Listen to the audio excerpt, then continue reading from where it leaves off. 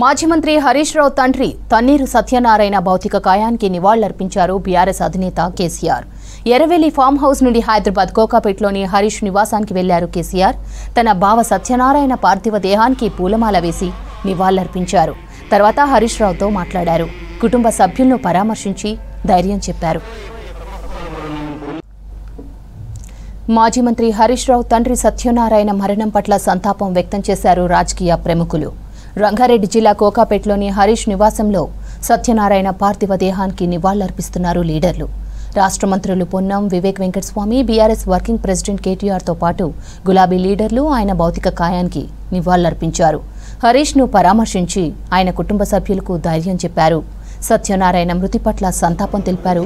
Deputy CM బట్టి, మంత్రులు పొంగులేటి, పొన్నం, సీతక్క, దామోదర సంతాపం తెలిపారు. సత్యనారాయణ మరణంతో ఇవాళ పార్టీ కార్యక్రమాలతో పాటు జూబ్లీహిల్స్ ఎన్నికల ప్రచారాన్ని కూడా రద్దు చేసుకుంది బీఆర్ఎస్.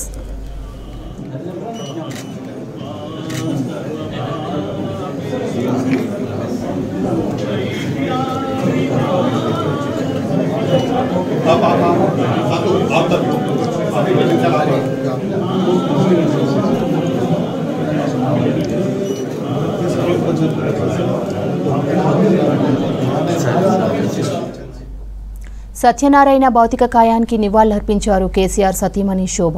ఆయన ఆత్మకు శాంతి చేకూరాలని ప్రార్థించారు. తర్వాత హరీష్ ఆయన కుటుంబ సభ్యులను ఓదార్చారు. జాగృతి అధ్యక్షురాలు ఎమ్మెల్సీ కవిత సత్యనారాయణ మృతికి సంతాపం వ్యక్తం చేశారు.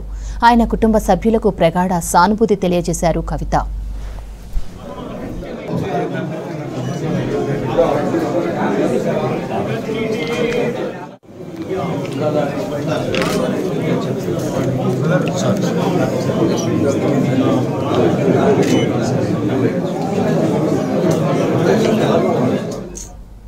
సత్యనారాయణరావు మరణం పట్ల ప్రగాఢ సంతాపం తెలిపారు బీజేపీ స్టేట్ చీఫ్ రామచంద్రరావు. ఆయన ఆత్మకు శాంతి చేకూరాలని ప్రార్థించారు.